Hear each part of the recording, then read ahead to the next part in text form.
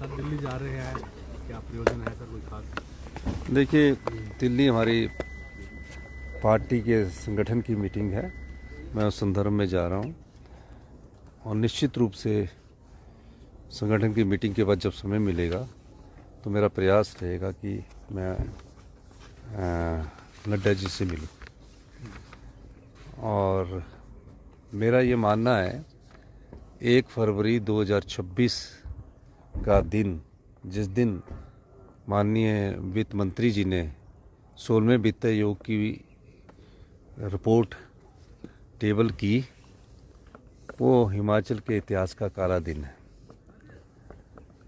हमने उस दिन भी कहा था, और मुझे यहाँ जब पिछले दिनों यहाँ केंद्रीय मंत्री आए थे, वो कह रहे थे ये टेम्परेरी रिलीफ है। केंद्रीय मंत्री जी को ऐसा नहीं कहना चाहिए था। कानून की धारा का आर्टिकल 275(1) के तहत ये एक अधिकार है। राजस्व घाटा आय और एक्सपेंडिचर के बीच की खाई को भरपूर भरने का एक अधिकार है। लेकिन उन्होंने कहा है हिमाचल एक छोटा पहाड़ी राज्य है, हमने उसकी प्रेजेंटेशन दी, हमारे बजट पर तकरीबन 15% का फ़र्क उसमें पड़ेगा।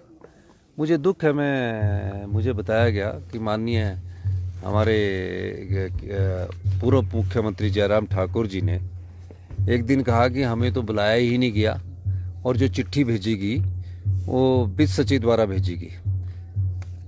अगले दिन ये बात कही, पहले बोला मुझे हमें तो बुलाया नहीं गया, मैं तो कांगड़ा आ गया, और दूसरे दिन उन्होंने झूठ कहा कि सच चिट्ठी जो भेजेगी वो वित्त सचिव द्वारा भेजेगी। तो ये चिट्ठी है जो मैंने उनको भेजी थी। पर उनको ये चीज़ सोचनी चाहिए कि ये प्रदेश हित की बात है, सर्वहित बात है, प्रदेश हित सर्वहित बात है, अधिकार की बात है। और इस अधिकार की लड़ाई में हम सब लोगों को, हिमाचल प्रदेश के लोगों को आवाज़ उठानी पड़ेगी। आप अपने अगर हमारे साथ नहीं आप जाना चाहते तो सारे एमएलए लेके भारतीय जनता पार्टी और एमपी जाके प्रधानमंत्री मोदी से मांग करें कि आरडीजी एक अधिकार है और हिमाचल कभी भी रेवेन्यू सरप्लस स्टेट नहीं हो सकता है। लेकिन अगर हमें रेवेन्यू डेफिसिट ग्रांट नहीं मिल रही है और ये हमारे साथ हस्तेला व्यवहार किया जा रहा है। पर जयराम ठाकुर जी भाषण देने में व्यस्त है, कह रहे हैं कि कार्यकर्ता तो तैयार हो जाओ, जल्दी ही हमारी सरकार आने वाली है। वो अपना कुर्सी हित नहीं सोच पा रहे। यहाँ प्रदेश की कांग्रेस सरकार प्रदेश हित की लड़ाई लड़ रही है, वो कुर्सी हित की लड़ाई लड़ रहे हैं। ये बड़ी शर्मनाक बात है। अगर वो कुर्सी हित के इतने चाहत है तो उनको जनता को ये जवाब देना चाहिए। 18-19 में जब जयराम ठाकुर जी मुख्यमंत्री बने तो किस प्रकार का वित्तीय कुप्रबंधन था। धूमल गुट के अनुराग ठाकुर जी ने कहा कि सरकार का वित्तीय कुप्रबंधन है, सरकार का नहीं था। ये जयराम गुट का जो सरकार थी उनका वित्तीय कुप्रबंधन था। मैं बताना चाहता हूँ 18-19 से लेकर जब मैंने मुख्यमंत्री की शपथ ली थी 11 दिसंबर 2022 तक, प्रदेश सरकार को भारतीय जनता पार्टी की सरकार जयराम ठाकुर जी के नेतृत्व में जो बैठी हुई थी, 54,256 करोड़ रुपया आरडीजी के रूप में आया। 16,000 करोड़ रुपया उनके पास जीएसटी कंपनसेशन सेस के रूप में आया। और उस समय उन्होंने 6th पे कमीशन का सरकारी कर्मचारियों का 10,000 करोड़ का एरियर भी नहीं दिया और कर्जा भी कम नहीं किया।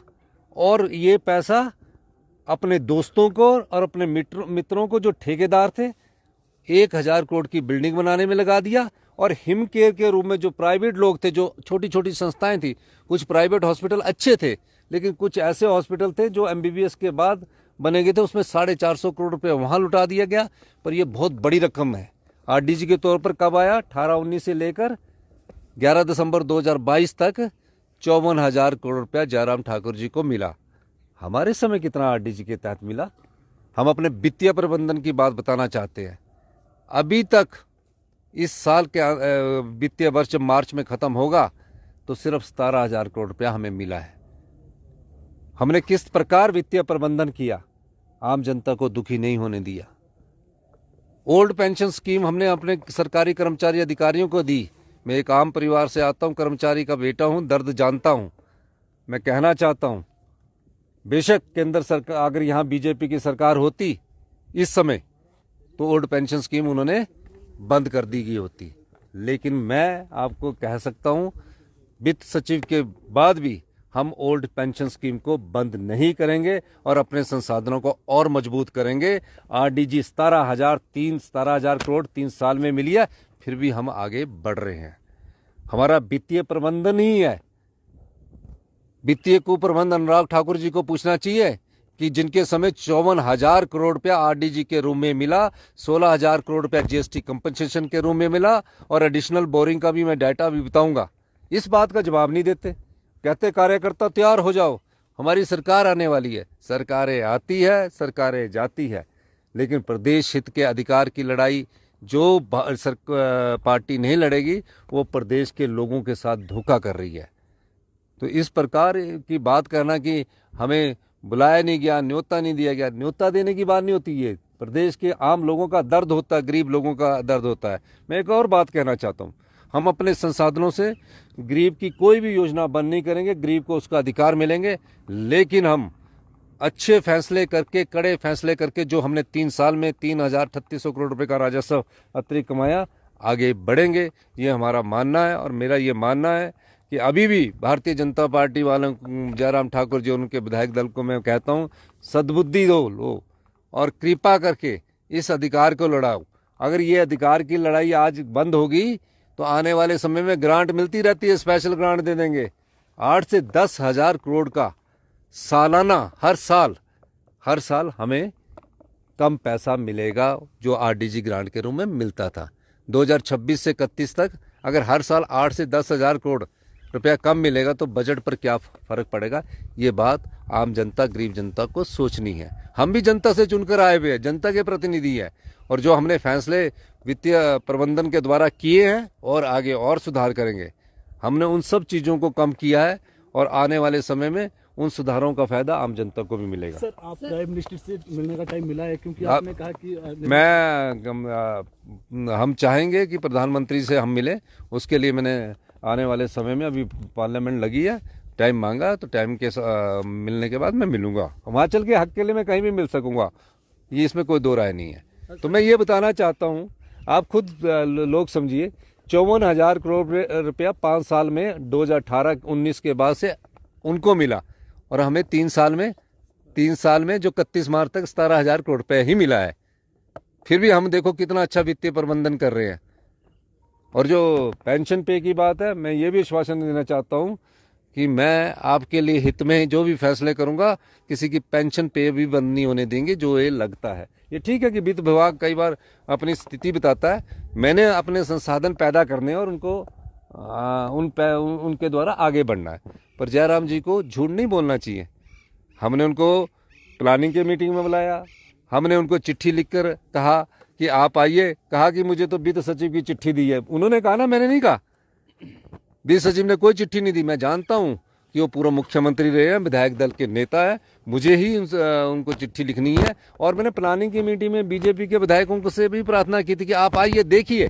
सवाल ये नहीं है कि हमें हमारी राजनीति किस तरह चलती है, सवाल ये है कि हमारा हक किस तरह जो हमारे से खींचा जा रहा है, हमारा हक जो है किस तरह छीना जा रहा है, उसको समझिए। ये तो अधिकार की लड़ाई है, सरकार की लड़ाई नहीं है। ये हिमाचल प्रदेश की आम परिवार, गरीब परिवार, किसान परिवार, जनता की लड़ाई है। इसको हम कहना चाहता हूँ। बहुत बहुत दोबारा से आरडीजी पर बीजेपी विधायक वाले आना ही नहीं चाहते, अब कौन बुलाएंगे? बीजेपी विधायकों के अलावा हम आम आदमी पार्टी है, सीपीएम है, उन लोगों को भी बुलाएंगे, उनको भी बताएंगे। और एक अधिकार की लड़ाई है, इसमें कोई ऐसी बात नहीं। मैं तो हमेशा, मेरा जीवन तो संघर्ष से बड़ा रहा है और हमने हर रास्ते पर उस संघर्ष को देखा है। आम परिवार से निकलकर धीरे धीरे हम हर सीढ़ी पर चढ़े हैं।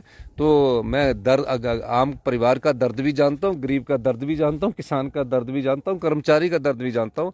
हम किसी को, और मैं ये भी कहना चाहता हूँ कि मुझे लड़ाई लड़ना भी आता है और लड़ाई में आगे बढ़कर उसे जीतने का जितना भी आता है। सर दिल्ली में जब यूपी की गवर्नमेंट थी, एक पुराना बयान वायरल हो रहा है जिसमें धूमल साहब दिल्ली गए थे मनमोहन सिंह जी से मिलने, और उन्होंने वहाँ पे कहा था कि हिमाचल की जो सरकार है वो दिल्ली की उससे नहीं चल सकती है। उस वक्त जो मनमोहन सिंह ने कहा था कि मैं हूँ ना, तो क्या वो आज सिद्धांतों वाली जो राजनीति है वो नहीं रही हिमाचल में और पूरे देश की अगर बात करें आप? देखो, ये सब चीज़ें तो उनको सोचनी चाहिए जो सत्ता की कुर्सी में होते हैं। आज हम सत्ता की कुर्सी में, तो मुझे अपने बात रखने के साथ प्रदेश के लोगों को उस अधिकार की बात भी याद करवानी पड़ेगी। और दूसरी बात मैं कहना चाहता हूँ कि सरप्लस थी ट्रेजरी, जयराम ठाकुर जी के समय सरप्लस थी, और उस समय के वित्त सचिव ने कहा कि इन सरकारी कर्मचारी अधिकारियों का एरियर दे दीजिए, नहीं दिया गया। लेकिन उन्होंने क्या किया, चुनावों से 6 महीने पहले 5,000 करोड़ के रुपए की रेवड़ियाँ बांट दी, सभी ठेकेदार खुश किए और अपने मित्रों को खुश किया। और आज इस बात का जवाब दे जयराम ठाकुर जी कि 54,000 करोड़ रुपया के रूप में आपको 5 साल में आरडीजी के तौर पर मिले, क्या यह वित्तीय कुप्रबंधन नहीं है? और हमें सिर्फ 17,000 करोड़ रुपए मिले, ये वित्तीय प्रबंधन, वित्तीय अनुशासन की दिशा में और आत्मनिर्भर हिमाचल की दिशा में बढ़ते हुए कदम है। धन्यवाद।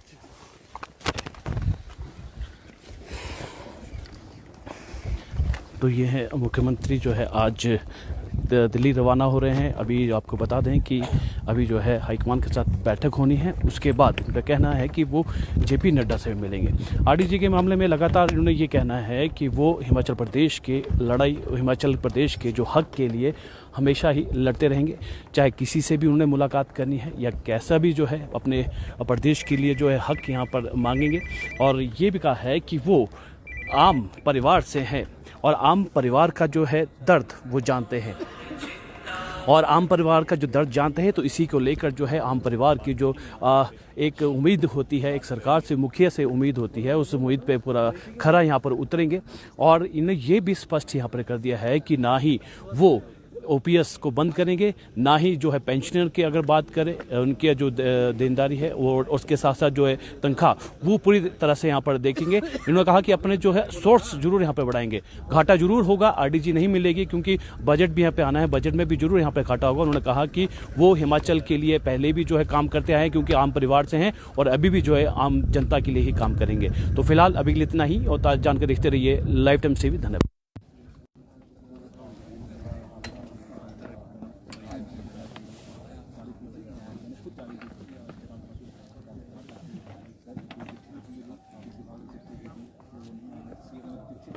हम जा रहा हूँ।